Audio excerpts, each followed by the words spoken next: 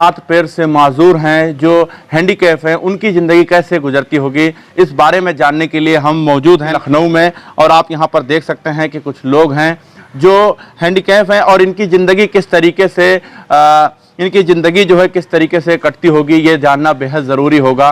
क्योंकि लॉकडाउन के बाद जिनके हाथ पैर सलामत होते हैं उनको तो दिक्कत आती है, तो इनके ऊपर क्या बीतता है इस पर हम जानेंगे। हमारे साथ मोहम्मद वसीम अब्बास जी मौजूद हैं। मोहम्मद वसीम जी, ये बताइए कि लॉकडाउन तो लगातार उत्तर प्रदेश सरकार बढ़ा रही है, सूत्रों को माने तो कल से हो सकता है फिर से लॉकडाउन बढ़ाया जाए, तो इस पर आप क्या कहेंगे, किस तरीके से आपकी ज़िंदगी बीतती है?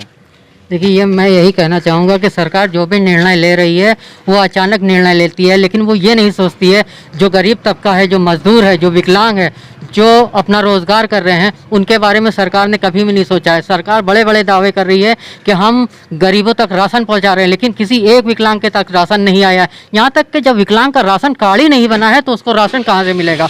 और सबसे बड़ी ये है कि माननीय प्रधानमंत्री जी ने कहा कि संजय गांधी पेंशन योजना के अंतर्गत विकलांगों को 3 महीने तक प्रति माह 1000 रुपये दिए जाएंगे, लेकिन किसी एक विकलांग को नहीं मिला। यहाँ पर जितने भी विकलांग बैठे हैं आप सभी से पूछ सकते हैं। और 500 रुपये मात्र पेंशन देती है, उसमें किसी भी विकलांग का परिवार नहीं चल सकता, ना कोई भी जीवन यापन कर ही नहीं सकता है। जीवन यापन नहीं किया जा सकता है 500 रुपये या 1000 रुपये में, और इनका घर कैसे चलता होगा आप समझने वाली बात है। क्योंकि जाहिर सी बात है जिनके हाथ पैर सलामत है उनके यहाँ तो कहीं किसी तरीके से भी घर में जो है वो चंद पैसे आ सकते हैं, लेकिन इनके घर में कैसे पैसे आएंगे जब ये घर से निकल ही नहीं पाएंगे, पैर से माजूर हैं, कारोबार पूरी तरीके से ठप है। दूसरे साथी हमारे साथ मौजूद हैं। क्या नाम है आपका? विनोद कुमार। क्या नाम है? विनोद कुमार। विनोद कुमार जी, ये बताइए कि उत्तर प्रदेश सरकार लगातार दावे कर रही है कि हम मजदूरों तक राशन पहुंचा रहे हैं, हम बेरोजगार को रोजगार दे रहे हैं, आप तक क्या पहुंचा है?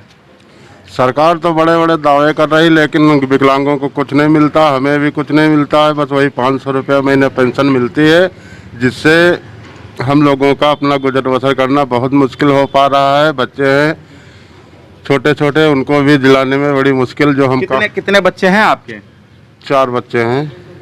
4 बच्चे हैं जी हाँ, तो उनको भी हम रिपेयर का काम करते हैं। अब आजकल वो भी नहीं हो पा रहा, समस्या बहुत लंबी है, जो कि हम किसी के आगे क्या कहें।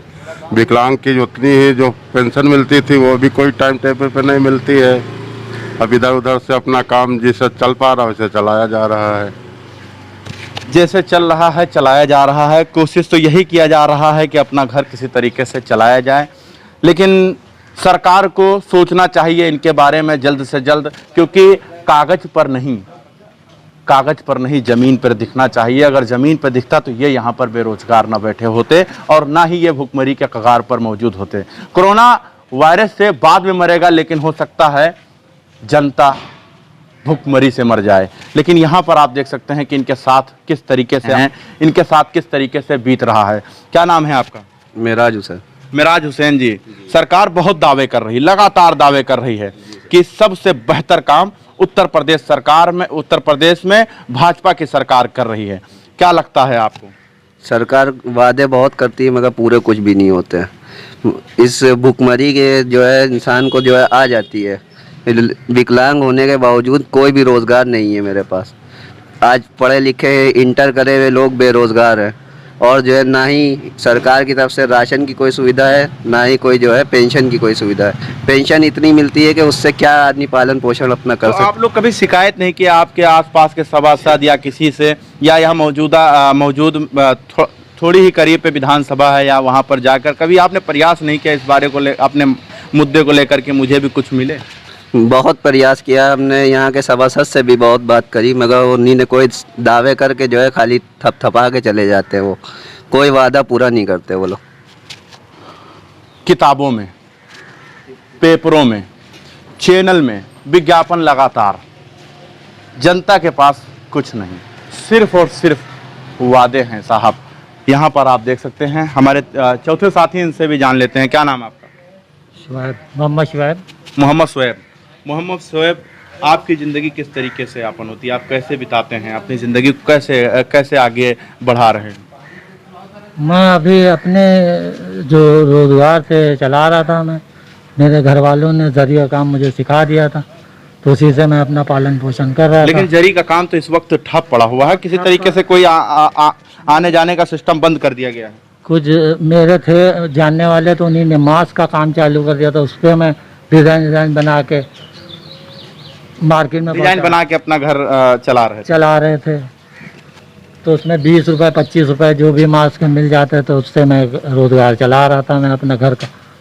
और राशन कार्ड भी मेरे पास नहीं तो है। आप लोगों ने कभी शिकायत नहीं किया कि मुझे मुख्यमंत्री का एक पोर्टल है, पोर्टल पे जाकर आपको शिकायत कर देना चाहिए कि मुख्यमंत्री जी मुझे इतनी परेशानियों का सामना करना पड़ रहा है? क्या आपने कभी इस तरीके से नहीं किया? मैंने इस तरीके से किया, मगर कागज लेके गए, अब इंसान ने अब कहाँ कागज डाल दिया है।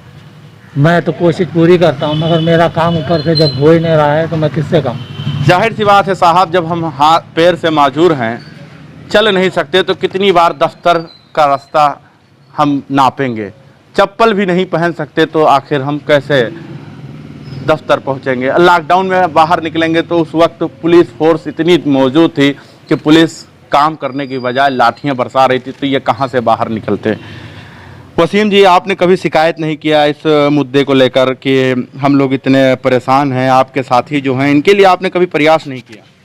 मैंने प्रयास किया, यहाँ तक कि मैंने माननीय प्रधानमंत्री, माननीय मुख्यमंत्री, माननीय जो हमारे सांसद हैं राजनाथ सिंह जी, उनको भी एप्लीकेशन दी।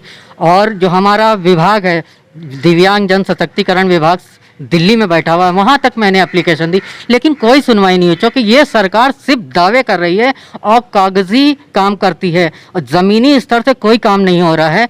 और मैंने पोर्टल पे भी एप्लीकेशन दी, कोई नहीं। यहाँ तक के पोर्टल से एप्लीकेशन हमारा जो विकलांग कल्याण विभाग है उसको ट्रांसफ़र की गई, और विकलांग कल्याण विभाग कहता है कि आपको पेंशन बराबर दी जा रही है। अब बताइए 500 रुपये महीने में किसी भी विकलांग का या विकलांग के परिवार का जीवन यापन हो सकता है? तकरीबन आप लोगों के साथ में कितने लोग मौजूद हैं? हमारे साथ 125 दिव्यांग है, जिनकी ये सिग्नेचर करके मैंने मिनिस्ट्री तक के भेजा है। 125 के हस्ताक्षर हैं, लेकिन उस पर भी कोई सुनवाई नहीं है। कोई सुनवाई नहीं है, कोई भी सुनवाई नहीं है।